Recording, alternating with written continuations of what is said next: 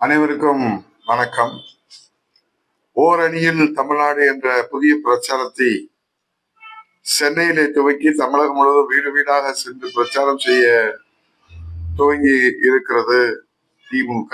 தமிழக முதல்வரும் அமைச்சர்களும் திமுக சட்டமன்ற உறுப்பினர்களும் திமுக நிர்வாகிகளும். எதற்காக என்று தமிழக மக்கள் கேட்டால், தமிழக மண், தமிழக மானம், தமிழக மொழியை காக்கப் போகின்றார்கள் என்று அவர்கள் கூறி வருகிறார்கள்.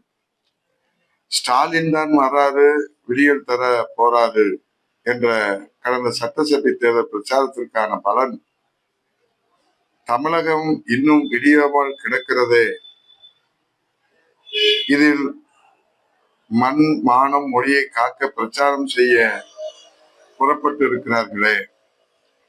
முதலிலே தமிழகத்தில் சந்தி சிரிக்கிற சட்டம் ஒழுங்கு, லஞ்சம், ஊழல், அதிகார துஷ்பிரயோகம், கனிம வள கொள்ளை, வாரிசு அரசியல், விலைவாசி உயர்வு, போதைப்பொருள் நடமாட்டம், மின்சார கட்டண உயர்வு, அம்மா அரசு கொடுத்த திட்டங்களை பறிப்பது, புரட்சி தமிழையா வருங்கால முதலமைச்சர் எடப்பாடியார் கொடுத்த திட்டங்களை பறிப்பது, இப்படி தொடர் நடவடிக்கைகளில் ஈடுபட்டு இருக்கிற இந்த மக்கள் விரோத அரசு இதையெல்லாம் சீர்திருத்தம் செய்துவிட்டு பின் வீதிக்கு வந்து மக்களை சந்தியுங்கள் என்று மக்கள் இன்றைக்கு கூறி வருவது இந்த அரசுக்கு தெரிகிறதா என்பது நமக்கு தெரியவில்லை. 525 வாக்குறுதிகளை கொடுத்த அரசு, ஆட்சி அமைத்து திமுக இன்றைக்கு 10% கூட நிறைவேற்றவில்லை. மாதத்திற்கு ஒரு முறை நாங்கள் மின் கணக்கீட்டு செய்வோம், அதனால் மின்சார கட்டணம் குறையும் என்று சொன்னார். ஆனால் 6 முறை மின்சார கட்டணத்தை உயர்த்தியதுதான் மிச்சம். ஆண்டுக்கு 10 லட்சம், 5 ஆண்டுகளுக்கு 50 லட்சம் தனியார் வேலை வாய்ப்பு, அரசு வேலையில 3 லட்சம், புதிய வேலை வாய்ப்பு 2 லட்சம், இப்போது காலி பணியிடங்கள் 75,000, இதை பூர்த்தி செய்வோம் என்று சொன்னார்கள். ஆனால் 0 தான் நமக்கு பதிலாக கிடைத்திருக்கிறது. 100 நாள் வேலையை 150 நாளா உயர்த்துவோம் என்று சொன்னார்கள். இப்போது 5 நாள் தான் அந்த வேலை கிடைக்கிறது என்று மக்கள் கடும் கோபத்தில் இருக்கிறார்கள். ஊதியத்தை உயர்த்துவோம் என்று சொன்னார்கள், கொடுக்கவில்லை.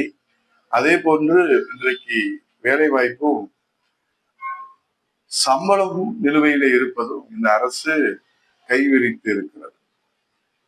அதே போன்று இன்றைக்கு நாம் பார்க்கிறோம், அரசு ஊழியர்கள், ஆசிரியர்கள், விவசாயிகள் என்று பாதிக்கப்படாத பிரிவினரே இல்லை என்கிற ஒரு நிலைதான் இந்த அரசிலே இருக்கிறது.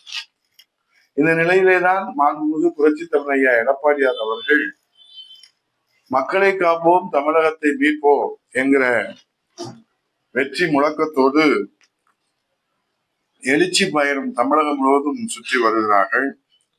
அதிமுக ஆட்சிக்கு வந்த பின்பு இன்றைக்கு பல்வேறு சீர்திருத்த நடவடிக்கைகளை எடுப்போம் என்று அவர் தெரிவித்து வருகிறார். அதிலே முக்கியமாக மக்களை காப்போம், தமிழகத்தை மீட்போம் என்கிற பிரச்சார பயணத்தின் ஒரு பகுதியாக கும்பகோணம் வந்த புரட்சி தமிழர் வருங்கால முதலமைச்சர் எடப்பாடி அவர்கள் அங்கு நெசவாளர்களை சந்தித்து அவர்களுடைய கோரிக்கைகளை கேட்டறிந்து நெசவாளர்கள் மத்தியில் அவர் பேசுகிற போது, திமுக ஆட்சியில் நெசவாளர்கள், விவசாயிகள் என யாருக்கும் எந்த நன்மையும் செய்யவில்லை. மக்கள் சேவை செய்யும் கட்சி என்றால் அது அனைத்து இந்திய அண்ணா திராவிட முன்னேற்ற கழகம் மட்டும்தான். புரட்சி தமிழையா எடப்பாடியாகிய நான் பிரச்சார பயணம் செல்லும் இடங்கள் எல்லாம் மக்கள் புரட்சி தமிழையா எடப்பாடி அவர்களை வரவேற்கின்றனர். அதனால் அதிமுக நிச்சயம் வெற்றி பெற்று ஆட்சி அமைக்கும். மீண்டும் ஆட்சிக்கு வந்தபின் நெசவாளர்களுக்கு நன்மை பயக்கும் வகையில் பல்வேறு திட்டங்களை செயல்படுத்த திட்டமிட்டிருக்கிறேன் என்று கூறிய மகிழ்ச்சிகரமான செய்தியில, அனைத்து இந்திய அண்ணா திராவிட முன்னேற்ற கழக ஆட்சிக்கு வந்தபின் மீண்டும் முழு வேகத்திலே நிறுத்தப்பட்ட, பறிக்கப்பட்ட தாலிக்கு தங்கம் திட்டம் செயல்படுத்தப்படும். அந்த திட்டத்திலே எல்லோருக்கும் வயிற்றில் பால் வார்க்கின்ற வகையில் நெசவாளர்கள் மூலம் உற்பத்தி செய்யப்படும் பட்டுச்சேலைகளையும் இலவசமாக மணமக்களுக்கு வழங்க திட்டம் வைத்துள்ளோம். அதை செயல்படுத்தி நெசவாளர்கள் வாழ்வில் வசந்தத்தை ஏற்படுத்துவோம். நெசவாளர்களுக்கு அரசு வழங்கும் மானியம் உயர்த்தி வழங்கப்படும். நெசவாளர்களுக்கு பசுமை வீடு கட்டி தரப்படும் என்றெல்லாம் புரட்சி தமிழ் ஐயா எடப்பாடியார் அவர்கள் அறிவித்திருப்பது இன்றைக்கு மக்கள் அனைத்து இந்திய அண்ணா திராவிட முன்னேற்ற கழகத்தினுடைய ஆட்சி புரட்சி தமிழ் ஐயா எடப்பாடியோட தலைமையிலே மலர வேண்டும் என்பதை உறுதியாக ஒரு முழு நம்பிக்கையை ஏற்படுத்தி இருக்கிறது. இதிலே விமர்சனங்களை வைப்பதிலே மட்டும் ஒன்றும் குறைவில்லை.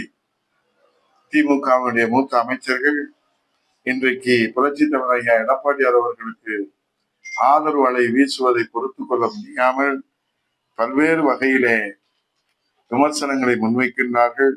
மாண்புமிகு மூத்த அமைச்சர் துரைமுருகன் அவர்கள் காவேரி கோதாவரி இணைப்பு குறித்து பேசுவதை கேள்வி பேசியிருக்கிறார். நதிநீர் இணைப்பு திட்டத்திற்கு உயிர் கொடுத்தவர் புரட்சி தமிழ் ஐயா எடப்பாடியார் என்கிற விவசாய முதலமைச்சர் என்பது மாண்புமிகு மூத்த அமைச்சர் துரைமுருகனுக்கு வேண்டுமானால்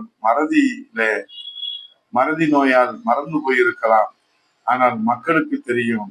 நடந்தாய் வாடி காவேரி மூலம் காவேரியை தூய்மைப்படுத்துவதும், காவேரியை டெல்டா பகுதிகளிலே காவேரி பாய்கின்ற டெல்டா பகுதியிலே பாதுகாக்கப்பட்ட மண்டலமாக அமைப்பதும், காவேரி குண்டாறு வைகை இணைப்பு திட்டம் அமைப்பதும், கரிமேனியாறு நம்பியாறு இணைப்பு திட்டம் அமைப்பதும், அத்திக்கடவு அவிநாசி திட்டத்தை நிறைவேற்றியதும், அதற்கு விவசாயிகள் நன்றி தெரிவித்ததும், முல்லை பெரியாறு அணையை பாதுகாத்ததும், இன்றைக்கு மேகதாது அணையை கட்டுவதை தடுத்து நிறுத்துவதிலும் புரட்சி தமிழர் ஐயா எடப்பாடியார் அவர்கள் ஒரு விவசாய முதல்வராக, ஒரு விவசாயியாக எப்படி அவர் போராடி பாதுகாத்து வருகிறார் என்பது துரைமுருகன் அண்ணன் அவர்களுக்கு வேண்டுமானால் மறதி நோயால் மறந்து போயிருக்கலாம். ஆனால் நம்முடைய தாய் தமிழ்நாட்டு மக்கள் நன்றியுள்ள மக்கள், நன்றியோடு அதை நினைத்து அவர்கள் எல்லோரும் வரவேற்கின்றார்கள்.